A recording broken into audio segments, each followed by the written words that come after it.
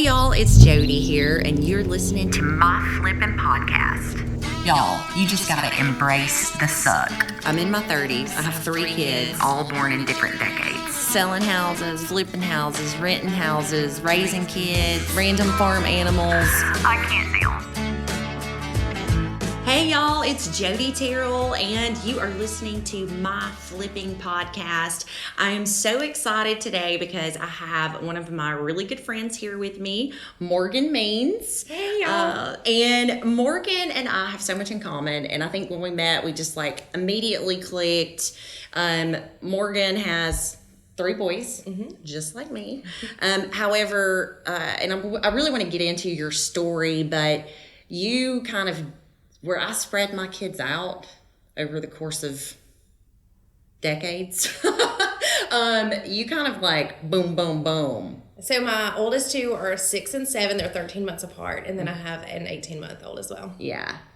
So Morgan's life is pretty chaotic, and I can relate to that. So we share a lot of stories of raising boys, and then also too, you have your real estate license. I do. So she's a real estate agent and an investor. We flip houses. We do. Yeah, but y'all not only flip houses, but you kind of do what we call house hacking, which is where you live in them. We live in them. And you flip them. So, which I think is the hardest thing ever to do. We've house hacked several times, and with kids, it's insane. So this one that we're doing, we just bought a house in Country Club on Azalea, and this is our forever home. It's our last house hack. Mm-hmm. So after this, we're not going to live in the houses anymore because I just can't do it. Yeah. It's too much. Well, and it's going to be a pretty big, I still want to come see that house, by the way. I'm excited for her. This property is incredible, and Morgan has impeccable taste, so I'm sure it's going to be gorgeous. Everything y'all have done has been beautiful. But besides mom of 3 boys, real estate agent, house flipper, you're also a lawyer. I'm a lawyer. Yes. And so really the big reason why I wanted to have you on the podcast was to tell your story, because I think you have an incredible story of, because if I'm not mistaken, when I saw the pictures of when you graduated from law school, were you very pregnant? I was very pregnant. That's what I was remembering. So you decided kind of later in life to go back to school. I went to school when my oldest was 3 and my middle son was 2. So that's when I started law school. So I went back to school actually initially to undergrad when I was pregnant with my oldest son. Wow. So let's back up and let's start from the beginning. I don't know how far back you want to go, but where were you in your life, and what made you decide, hey, I'm gonna go back to school, I'm gonna do this? Let's hear your story about that. So when I graduated from high school, I went to work for an attorney, Cliff Callis, here in Gadsden. I was actually his receptionist, mm-hmm. and I ended up working for him for many, many years, and became his legal assistant. Loved working for Cliff. He passed away in 2012. I was not working for him at that time, so I was working at a bar. That's where I met my husband. We were working at the Downtown Tavern. I didn't like where my life was and what was going on. I just didn't like where I was in life and, how everything was going. So I packed up everything I owned. I moved across the country to Portland, Oregon. I did not know this. I did. And so I just kind of started over and tried that. Well, it was really rainy there and cold, and I don't like cold. So I lived there about 6 months, and I was like, this is terrible. And why Portland? I mean, did you just throw a dart at a map, or what happened? I had a friend who was going, and he was like, it's going to be so much fun. Let's do it. And I'm like, okay, I don't really have anything here going on. So and how old were you at this time? 25. 25? Okay. All right, so you go to Portland? I went to Portland. And hated it? Yeah, it was terrible. It wasn't that bad, but it was pretty bad. So I came back. My sister needed some help. She was living in Chattanooga. She had some kids. So I came back, and I was staying with her. Mm-hmm. And then Jordan and I started dating. And one thing led to another? Yeah, so I decided to go back to school. I was still in Chattanooga when I started school. And I ended up moving back here with him, you know. So when you went back to school at this point, though, was you just undergrad? Is that what you were working on? Mm-hmm. And I wasn't sure what I wanted to do. I was like, oh, maybe I'll do business, or I don't know, you know. Mm-hmm. Which it always came back to law. I mean, I always wanted to do that. I had went for court reporting for a couple of semesters before, and you know, I really love the law. So Jordan and his dad had a house flipping business, and so we got into that. I really got into real estate. And I wanted to incorporate law into that somehow. And so that's why I do real estate closings, and I do a lot of real estate law work. So yeah. And now Jordan is also an attorney. So where did that fall? Like was he already a lawyer when y'all met? I mean, like how did that all? So when I moved back it just to seems Gadsden, like serendipity. Yeah, when I moved, he had went to law school before and quit, and he had his undergrad. I didn't have my undergrad. So when I went back to undergrad, he was like, well, I'll go ahead and go to law school, because I was working for Jared Vaughn as an attorney. He was an attorney, and I was working for him when I came back to Gadsden. And he was like, you need to go to law school. And I'm like, okay. So he just kind of put the bug in my ear, like, you could go, you know, you can still work for me. You can just go to law school at night. I'm like, okay, yeah, I could do that. And so Jordan's like, well, I'm going to go ahead and go to law school at night. And I'm like, okay, well, you have like 2 little kids, but okay. So he started going to law school at night. And I was still going to undergrad, and I was working for Jared during the day. And so it just kind of happens. I was working and going to school. I started doing like law prep classes. Mm-hmm. And Jordan was like, take the LSAT, take the LSAT. I'm like, I'm going to go to Birmingham School of Law. You don't want to take the LSAT? He's like, take the LSAT. And so I took an LSAT prep course, and I took the LSAT. And I remember I was at a friend's house. I was at my friend Carrie's house. And I got an email, and it was my LSAT score. And I opened the email, and tears just started rolling down my face. I made like a 164, which is like a scholarship level or whatever. And so I'm like, oh, girl, you know, and then scholarship offers awesome. they start coming in, you know. And so I ended up getting to go to Alabama on scholarship. Wow. And Morgan, I didn't know any of this. She's very humble. And that's why when I asked her to come on, she was like, what are we going to talk about? And I said, I want you to tell your story, because I feel like it's like this awesome story of just working hard and finding yourself. Yeah. And I'm so glad that you're here and that I'm learning additional things. That's so cool. Okay. Yeah. So you got a scholarship. Yeah, it was really cool. So I got scholarship offers, and I don't really know how it happened. It was just like it was serendipitous. It was just like, oh my gosh, I can really go to law. Like I get to really go to law school. And so we ended up, he was still in Birmingham School of Law at night, but we ended up packing up, moving to Hoover, which was halfway in between his job in Pell City and Tuscaloosa, so that I could go to Alabama.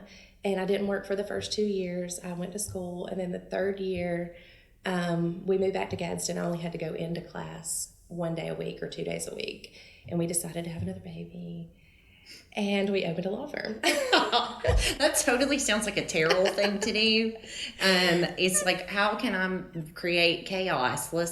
Let's have a kid and remodel a house. Yeah, that's what we do. We like chaos. Well, I'm one of those people that I have to always be doing something. Yes. And as soon as I stop, I get lazy. I don't want to get lazy. Like as soon as I stop, I just, I'll stop. I'm like, oh, okay, it's time to rest. You know, so I don't like to rest. I like to be going, doing stuff all the time. So I find with me, and I've been accused of being a workaholic, and I know I am.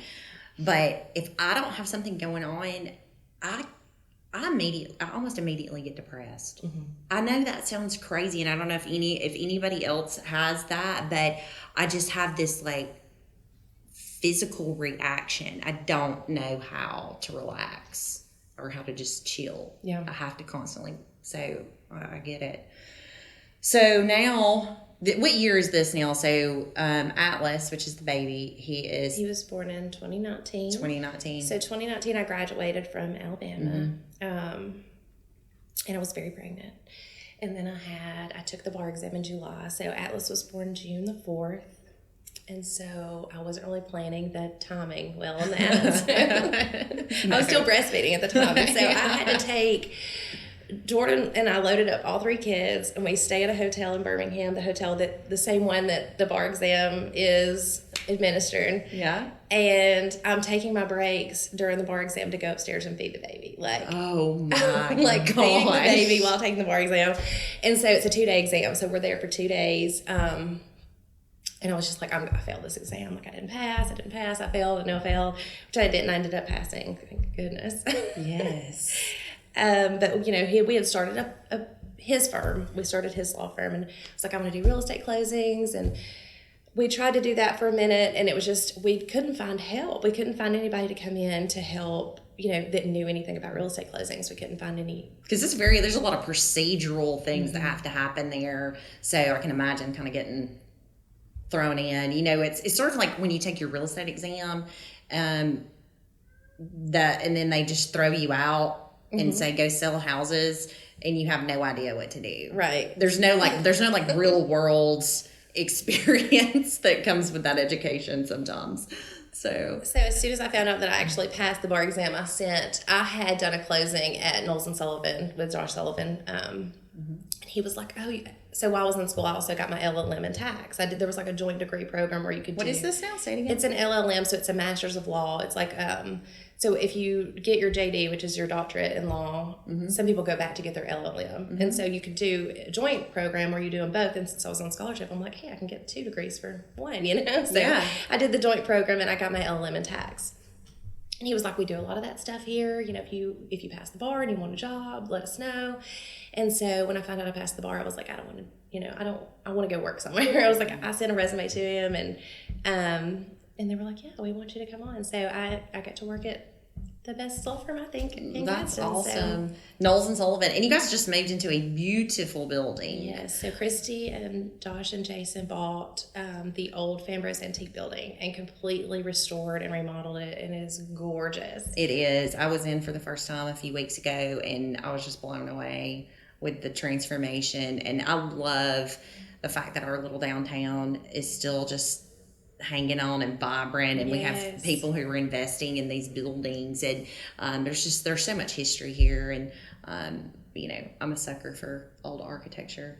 We're in the Federal Building right now. I know I love this building. This building is gorgeous. We're actually in the jury room of the old Federal Building, and the outside of this building is marble clad, lots of Art Deco inspired fixtures and moldings. It's a cool building. So yeah, it's really, really beautiful. I'm so glad. It was kind of slated to be torn down. No. Yeah, it's had so many problems. So the company who bought it and turned it into office suites, they've done a tremendous job. They're good people too. Yeah, so, they are. So back to kind of let's back up. Let's rewind just a little bit. So the thing that I feel like I want to maybe stress to a lot of people, I know because I've been in that situation where you're a mom, you're a young mom, you have these aspirations and these goals and these dreams, but sometimes you feel like I'm too old, it's too late, I can't do it. Did you have to fight those, or were you one of those people where it was just easy and you just knew you were going to be able to do it? So when I wanted to go back to school, my husband and his dad were like, don't you want to do they wanted me to go to occupational therapy school. They're like, you can get done with that in a year. We just, you know, and his dad he said to me, he didn't think that I would go through with it. And so I'm one of these people, if you tell me I can't do something or I'm not going to do something, like, I'm going to prove you wrong. You know, and he wasn't trying to be, you know, hateful. He was just like, you know, kind of like you said, you know, she's kind of, you know, she's got 2 kids and she's kind of old, and so but I'm like, no, like, I'll prove you wrong. So I had to like show them that I could do it. I guess that was kind of my thing. It's like, okay, well, and so my husband, he'll be like, oh, okay, well, he'll kind of tell me that now. He realizes that that's my personality, and so he'll be like, oh, I don't know if you can do that, you know. He pushes me though. He always pushes me to do something better and do something higher. So it's like I constantly have that. And I mean, they were really helpful too. Like his parents helped out a lot with the kids, and you know, if I ever had a day where I was like, I've got to study for this exam, or I need to do this, you know, they'd be like, okay, leave the kids or bring the kids. I mean, they've been very helpful through the whole thing. So how long did it take you to finish up your undergrad and go to law school and get to pass the bar? I mean, what was the time frame there? I think it was total 6 years. 6 years. Mm-hmm. So, and that takes a lot of dedication, you know, to stay the course. And I think probably that's one of my biggest flaws. I have a hard time. Like I had this idea to write a book one time about like being a sprinter versus a marathon runner. And I totally think that I'm a sprinter. Like, I just run from goal A to goal B. Like, I'm just like these short sprints constantly. And I have a really hard time with the staying focused long enough to follow through on some of these like big long-term goals.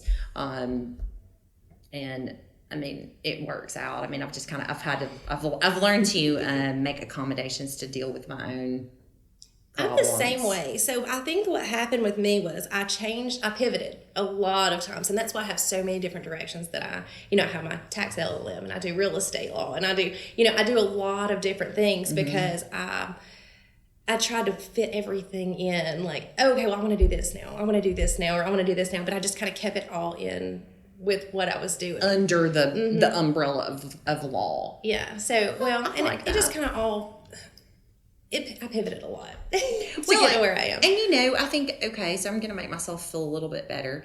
So really that's kind of my story is it's always been about real estate, but I have changed a lot. I have pivoted a lot. I'm sure I'm going to pivot again this year, in 2021, but, going from agent to broker to company owner to really big back to really small and investing, property management, I think you kind of have to survive. I think you have to be especially in real estate, you have to be well versed in multiple areas, and I'm sure that's the same with law. It is, yeah. So when real estate's booming, it's great for everybody. If real estate slows down, then taxes it is. That's right. So what's on the horizon for you guys in 2021? What are you thinking about? I want to finish up our house. We bought this house last year. It's my mom was best friends with the lady that owned this house when I was younger growing up, and I always loved this house. I mean, it's just, I don't know, it just has everything that a boys growing up would need. She had boys, I've got boys. It's just the perfect house for boys growing up. Yeah. And we had sold our house. We've obviously do the house hack. So we had sold one of the houses that we had flipped. We were going to build a house. We were staying in Jordan's parents' house. They had moved to their lake house. And so we were living there, and this house, I was like, are you going to sell your house? Are you going to sell your house? Are you going to sell your house? I bothered her. And she's finally like, yeah, I guess we're going to sell our house. We got to find a house. Help us find a house. And I was like, okay. We looked at all the houses on the market. And I was like, why don't you come look at Jordan's parents' house?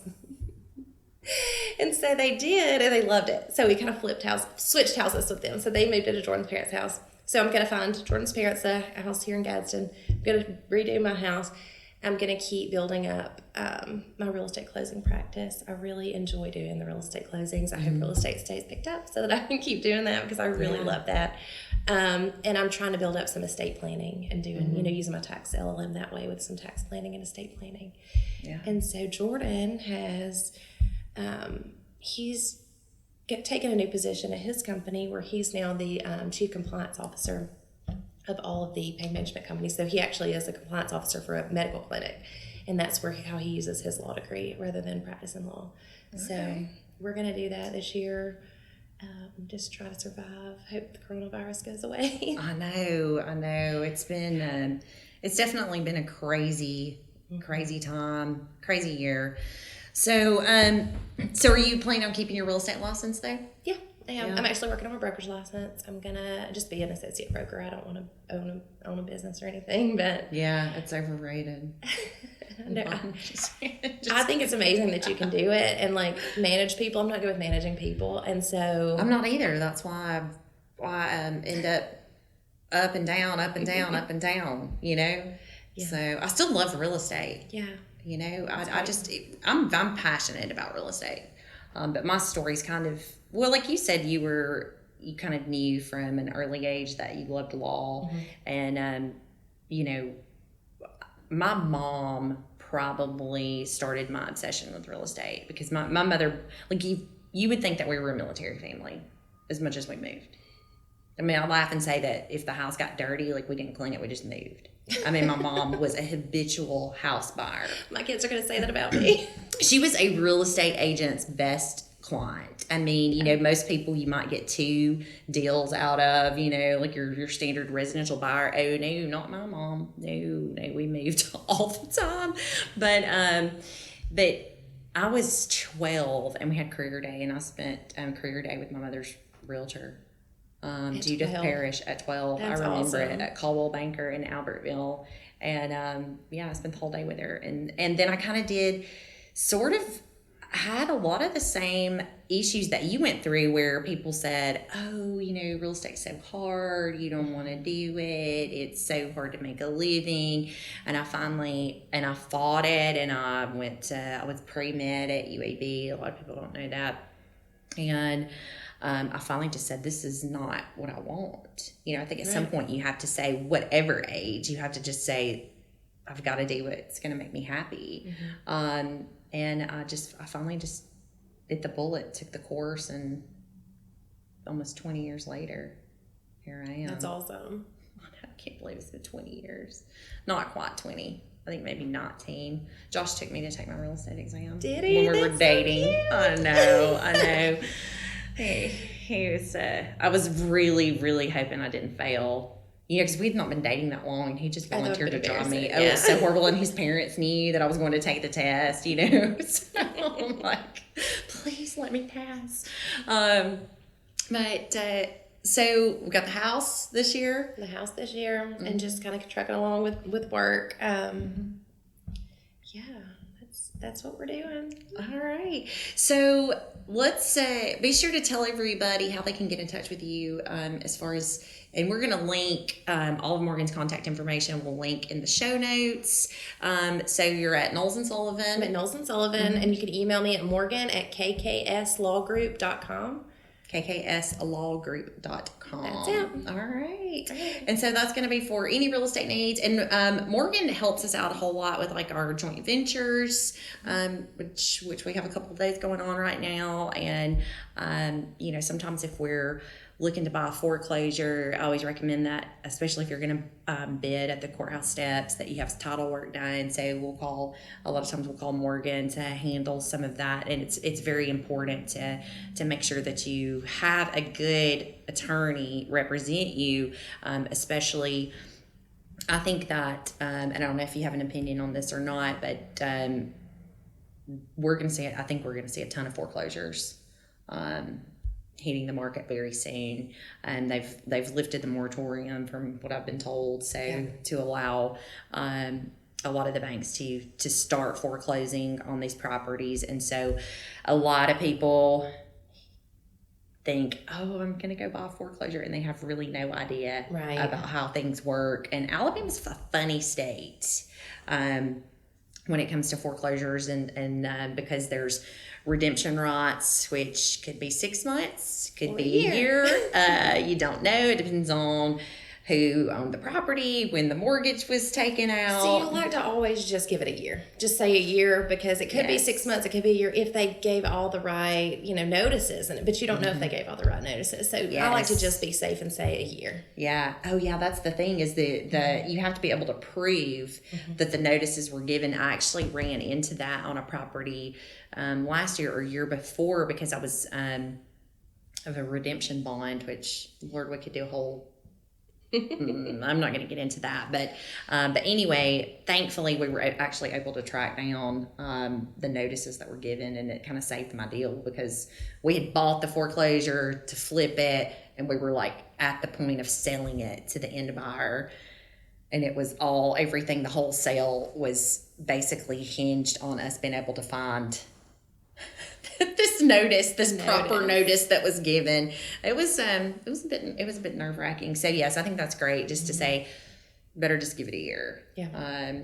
But I also too, a lot of people think that all the liens drop off at when a property's foreclosed, but that's not the case. So that's why, again, I think it's very important to have an attorney that you can call on before you bid on these properties, to have a title search done, because certain things do not fall off at foreclosure, like tax liens and those types of things, and you don't want to get hit with that and lose on your profits, or worse. Or worse.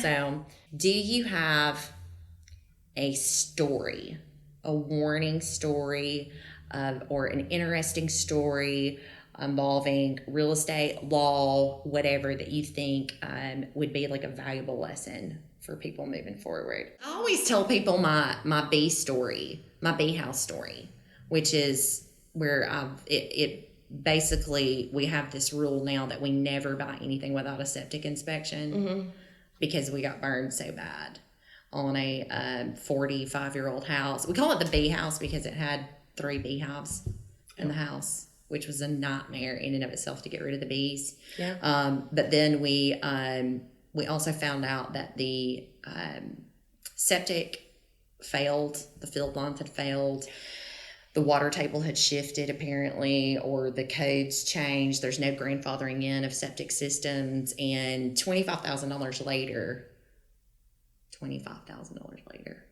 I did hear a crazy story a while back about, and I think this happened here locally, where a real estate agent was listing a property, and it was like a recreational water lot, and it was maybe in a subdivision that hadn't really taken off the ground, like there was just a bunch of vacant land.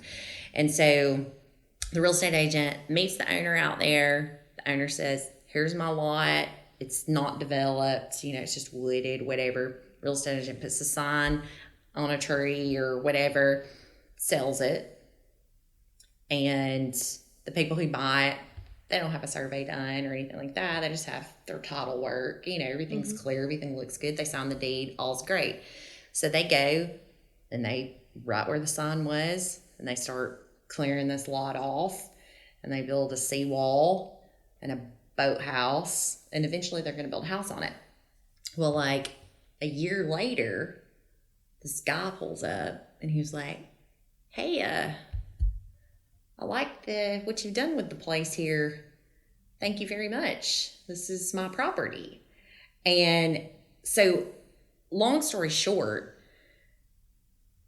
the agent and the previous owner, and it was not, there was no malice, but they put the sign on the wrong lot. And so the guy that bought it thought that he bought that lot, but he actually had bought the lot next door. And so he spent all this money and had everything cleared and built a seawall. Shelby, our producer, is behind the camera right now with her mouth wide open, like, oh my gosh. Yeah, that was a nasty deal. And there was like some big name players involved in that will remain nameless until we're off camera, and then I'll tell you who it was. But that's like a very good story to be sure to get a survey. Yeah. Every time, especially before you start. On raw land. Yeah, you should always get a survey on raw land. Oh my gosh. I know. I wonder if your E&O would cover something like that. No. It's like, because they sold them the other lot. Like, they didn't sell them that lot. So the title was done on the correct lot. So it would be the only. I'm sure somebody got sued over that. Had to have gotten sued. And then the other crazy story that I know this happened to. So there was like a house that came on the market, and I think the market was pretty hot. This has been years ago. And the listing agent, it was like a relative, maybe a sister or whatever. And I think we're all guilty of being like a little relaxed when you're dealing with friends and family. Like, you may not follow your procedures, which you absolutely should, but I've been guilty of it myself. And so they had the house under contract. Everything was fine. And then at some point, the buyers wanted out. Okay. So the seller, I think it was the home inspection contingency or something. And so the buyers wanted out. The sellers agreed. Everything was fine. And they had a backup buyer, like a backup contract that they just slid right in place and picked up. So now they're on the second deal, and they're almost at closing. And the first buyer comes back and says, hey, actually, you know what? We do want the house. And they said, oh, well, we're sorry. We're under contract with this other person. Well, what the listing agent failed to do was to get a mutual release signed. Oh, no. Yes. A mutual release is what we use to basically void a contract. And it has to be signed by all parties, and it kind of explains what happens to the earnest money and all of that. And that's so the first buyer ended up going to getting help me out here, lawyer. What do you call it? You go to a judge. Yes. To stop the sale. Yeah. Wow. Can you believe that? So did they end up getting the property? Yeah, first buyers got the property. Second buyer sued everybody. Oh my goodness. Yeah. That's terrible. I know. You've been in this a long time, so you've probably seen a lot of crazy real estate stuff. I really have. Yeah. Now that I think about it. Oh my gosh. So if you're going to take anything away from this podcast, I think it's going to be have a survey, get a septic inspection, make sure all your paperwork is signed, I's dotted, T's crossed. Absolutely. Call a lawyer and before you buy a foreclosure. Morgan's a great one to call. Yeah, tell me. And and make sure, I mean, especially if you're trying to do stuff like you're on your own, if you don't have an agent represent you, an agent should be able to guide you, a real estate agent, through the process.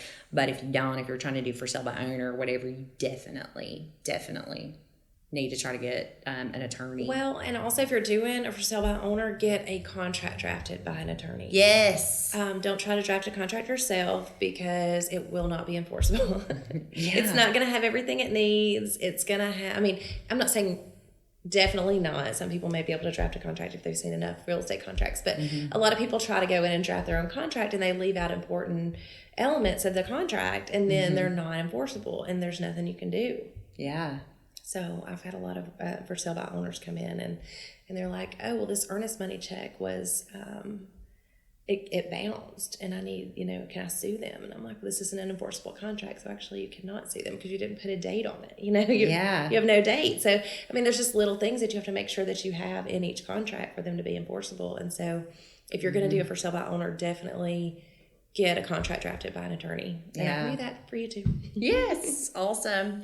Well, I'm really excited to see what all you do in 2021 and to see the house and everything. I know everything's got to be looking up, right? It is. It is. We're going to be really positive moving into the new year. So, it's going to be good. Yeah.